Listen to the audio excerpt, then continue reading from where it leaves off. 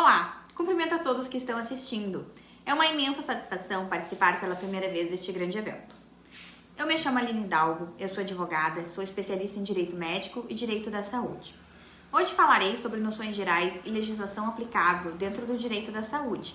Vai ser uma palestra bastante dinâmica, onde serão abordados os pontos principais a respeito deste tema. Eu dividi essa palestra em 11 tópicos e agora eu vou abordar o primeiro tópico com vocês. O que é saúde? Saúde é todo o direito relacionado ao bem-estar físico e emocional do cidadão.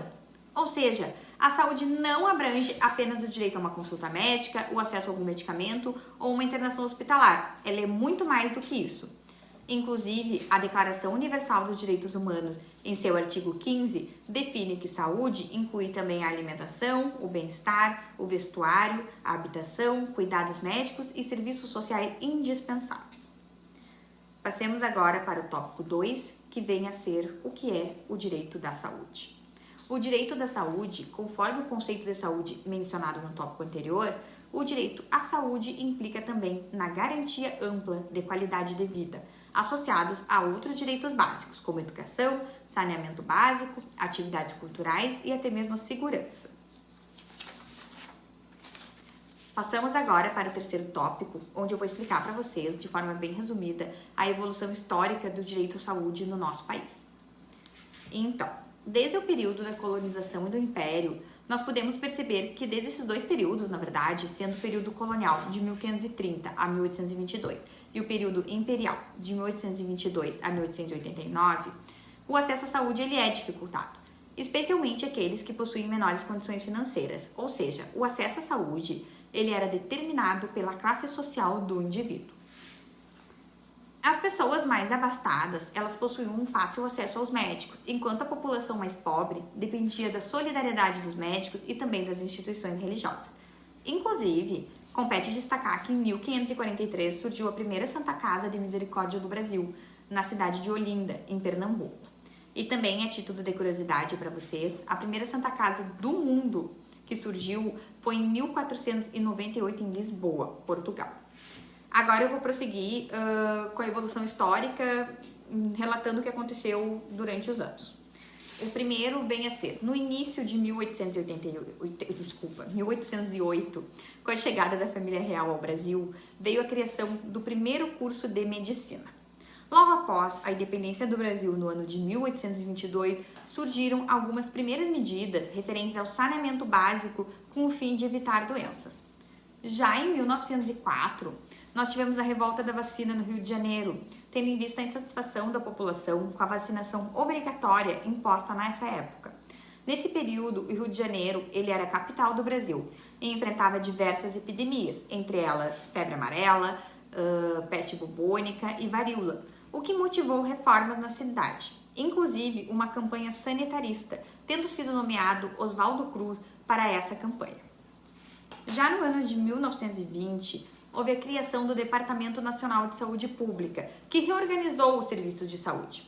Entre algumas de suas atribuições, os serviços de higiene no Distrito Federal, serviços sanitários nos portos marítimos e fluviais, fornecimentos e fiscalização de soros e preparos de vacina, tratamento e profilaxia de doenças transmissíveis. Já no ano de 1930, houve a criação do Ministério da Educação e Saúde Pública, logo após a chegada do Getúlio Vargas ao poder. E no ano de 1953, nós tivemos um acontecimento bem importante, que foi criado o Ministério da Saúde de forma independente. No ano de 1966, foi criado o Instituto Nacional de Previdência Social. Já em 1975, foi criada uma lei do Sistema Nacional de Saúde, dispondo sobre a organização das ações de vigilância epidemiológica, sobre o Programa Nacional de Imunizações e normas relativas à notificação compulsória de doenças. Já no ano de 1977, foi criado o SIMPAS, que vem a ser o Sistema Nacional de Previdência Social, em conjunto à Lei do Sistema Nacional de Saúde, reorganizando a Previdência. Assim foram criados o DataPrev, Central de Medicamentos, o IAPAS, que vem a ser o Instituto de Administração da Previdência e Assistência Social, FUNRURAL e LBA, que vem a ser Legião Brasileira de Assistência. No ano de 1981, houve a criação do CONASP, que é o Conselho Consultivo de Saúde Previdenciária. E em 1986, nós tivemos um acontecimento bem importante, que vem a ser a 8ª Conferência Nacional de Saúde, que foi aqui que o SUS ganhou forma. Aqui a saúde passou a ser vista como um dever do Estado. E, por fim, em 1988, nós tivemos a promulgação da Constituição Federal e aqui tivemos a criação do SUS, que eu vou explicar melhor em seguida.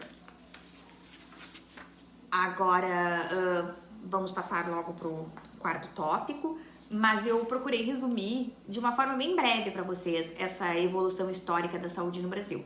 Evidentemente, o que eu falei aqui é um resumo, pois seria impossível falar sobre exatamente tudo o que aconteceu em um curto período de tempo.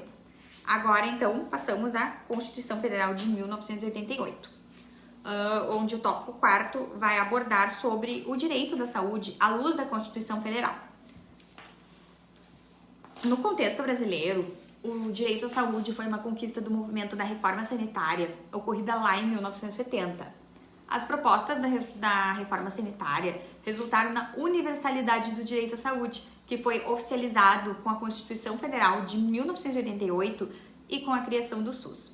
O artigo 196 da Constituição Federal, ele dispõe que a saúde é direito de todos e dever do Estado, garantindo mediante políticas sociais e econômicas que visem a redução do risco de doença e de outros agravos e ao acesso universal e igualitário às ações e serviços para promoção, proteção e recuperação. Agora vamos passar para o 5º tópico, onde eu vou explicar para vocês o que vem a ser a saúde pública. Então, a saúde pública é o que basicamente nós conhecemos pelo SUS, que é o nosso Sistema Único de Saúde. O SUS ele foi criado pela Constituição Federal de 1988 e em 1990 foi criada uma lei orgânica para normatizar toda a sua estrutura e todo o funcionamento do SUS. Ele é um sistema com acesso universal, gratuito e financiado exclusivamente com recursos públicos. Então, nós podemos considerar ele como o maior plano de saúde que existe no mundo atualmente, tendo em vista que ele deve atender mais de 200 milhões de usuários, ou seja, toda a população brasileira. É uma máquina imensa e bastante complexa. Evidentemente, que o SUS ele ainda é um plano muito jovem em razão de ter sido criado com a Constituição Federal de 1988, precisando ainda ser aprimorado em alguns aspectos. Indo adiante, o acesso universal do SUS faz com que ele alcance e beneficie todos os brasileiros estrangeiros, de acordo com um dos princípios do Sistema Único de Saúde. Ou seja, a saúde é um direito de todos os cidadãos que estiverem em território nacional, inclusive os estrangeiros, não importa se estudantes, turistas ou refugiados, com ou sem visto. Inclusive, ele é válido para todas as pessoas, de todas as classes sociais. Muita gente costuma achar que o SUS ele cobre apenas atendimento para pessoas de uma renda mais baixa, mas não. Qualquer pessoa, por melhor condição financeira que possua, pode utilizar o SUS. E um exemplo disso, relativamente recente, vem a ser referente à questão das vacinas da Covid-19. O governo, o SUS, ele adquiriu essas vacinas para vacinar toda a população brasileira, independente da renda dessas pessoas. E outra curiosidade é que o SUS ele adentra até em questões referentes à saúde do trabalhador, execuções de ações da vigilância sanitária, fiscalização e inspeção de alimentos, assim como bebidas e águas para consumo, além de colaborar na proteção do meio ambiente, entre outras questões. Então, se trata de uma estrutura imensa. E na estrutura interna, ele possui uma hierarquização, que considerando o tipo de atendimento à população conforme o nível da complexidade, que vem a ser a atenção primária, a atenção secundária e a atenção terciária. A atenção primária é aquele atendimento de baixa complexidade, mas com uma alta demanda. É a porta de entrada do SUS. São as unidades básicas de saúde, agentes comunitários, equipes de saúde da família. Já a atenção secundária é o atendimento com uma complexidade intermediária e com um pouco menos de demanda. São aqueles serviços especializados em nível ambulatorial ou hospitalar. Aqui serve como exemplo os atendimentos de apoio diagnóstico, terapêutico e o serviço de urgência, emergência, a UPA, o SAMU, enfim. E vale ressaltar que geralmente a porta de entrada do SUS, que é a atenção primária, é a que mais está na iminência de colapsar, tendo em vista que dificilmente conseguem prestar um serviço com extrema qualidade em razão da altíssima demanda que possui. E por fim, a atenção terciária, ela é conhecida por ser de alta complexidade, ou seja, envolve um custo maior. Aqui envolve atendimentos e tratamentos especializados, como por exemplo cardiologia, oftalmologia, cirurgias de grande porte, partos de alto risco, diálise, otologia, que vem a ser o tratamento de doença no aparelho auditivo, cirurgias bariátricas, cirurgias plásticas, cirurgias, lógico, plásticas reparadoras, evidentemente, transplantes de órgãos. Então, vamos agora passar para o 6º tópico, onde eu vou falar para vocês sobre as leis do SUS. Nós temos aqui duas leis bastante importantes, a Lei 8080 e a Lei 81.142, ambas de 1990. A Lei 8080, ela dispõe sobre as condições de acomodação, proteção e recuperação da saúde, organização e funcionamento dos serviços correspondentes. Resumindo, essa lei fala sobre o SUS, com a sua estrutura e o seu funcionamento, entre outras questões pertinentes ao assunto. Já a Lei 8142, também de 1990, ela dispõe sobre a participação da comunidade na gestão do Sistema Único de Saúde e sobre as transferências intergovernamentais de recursos financeiros na área da saúde e da outras providências. E vale ressaltar aqui que, além das leis citadas, também existem portarias e decretos que regulamentam o SUS, mas eu trouxe apenas as duas principais aqui. Agora vamos passar para o 7º tópico, onde eu vou explicar para vocês o que vem a ser a saúde complementar. Então, a saúde complementar, ela existe em razão da alta complexidade, da alta demanda e da imensa quantidade de usuários que o nosso Sistema Único de Saúde possui. Dessa forma, exclusivamente o Serviço Público de Saúde, ele não consegue dar conta de uma demanda tão grande.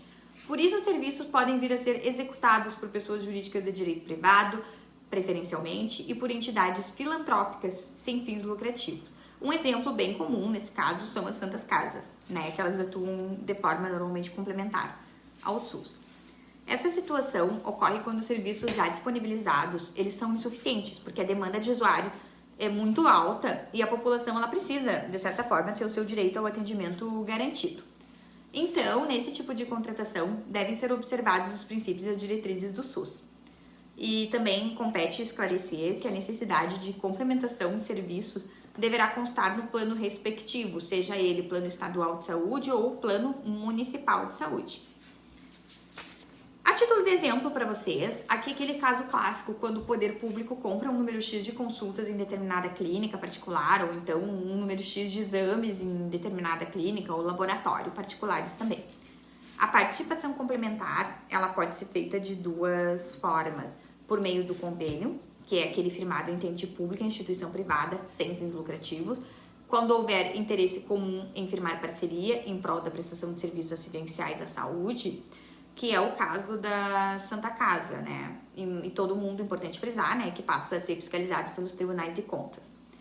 Já pela forma do contrato administrativo, ele já é aquele firmado entre ente público e instituições privadas, com ou sem fins lucrativos. Ou seja, quando o objeto do contrato for a compra de serviços de saúde.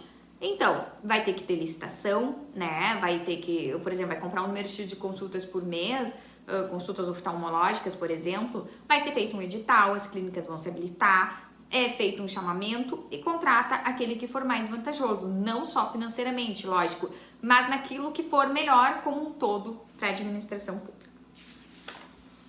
Passamos agora para o 8º tópico, onde eu vou explicar o que vem a ser a saúde suplementar.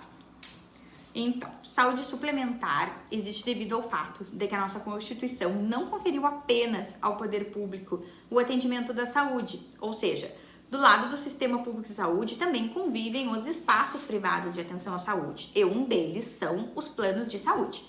É muito importante também deixar claro que os planos de saúde, eles não possuem uma ampla liberdade de atuação, mesmo que sejam privados. Eles possuem um controle estatal com enfoque em fiscalização e regulamentação, que eu vou falar depois um pouco sobre.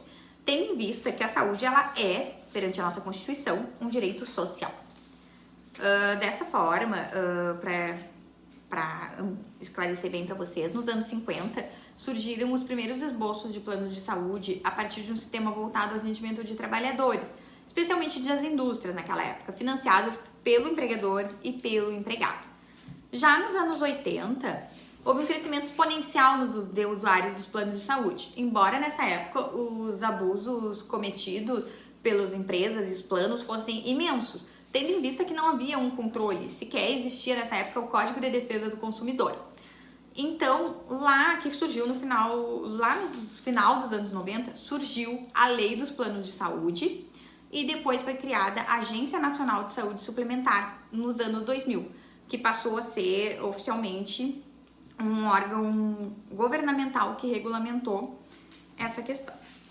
Agora eu vou falar um pouco para vocês sobre a Lei dos Planos de Saúde, né, que embora no tópico 9, embora recepcionada pela Constituição de 88, a questão referente aos planos de saúde, ou seja, a saúde suplementar, só foi existir uma lei regulamentando os planos de seguros privados e assistência à saúde em meados dos anos 90, ou seja, só lá em 1997. Dessa forma, foi criada a Lei 9656 de 98 e que só entrou em vigor em janeiro de 99. Então, referida lei tem como destaque as coberturas obrigatórias dos planos, carências, funcionamento das operadoras, garantias de internação hospitalar, entre várias outras situações que são regulamentadas. Vamos passar agora para o 10º tópico, o que é a ANS.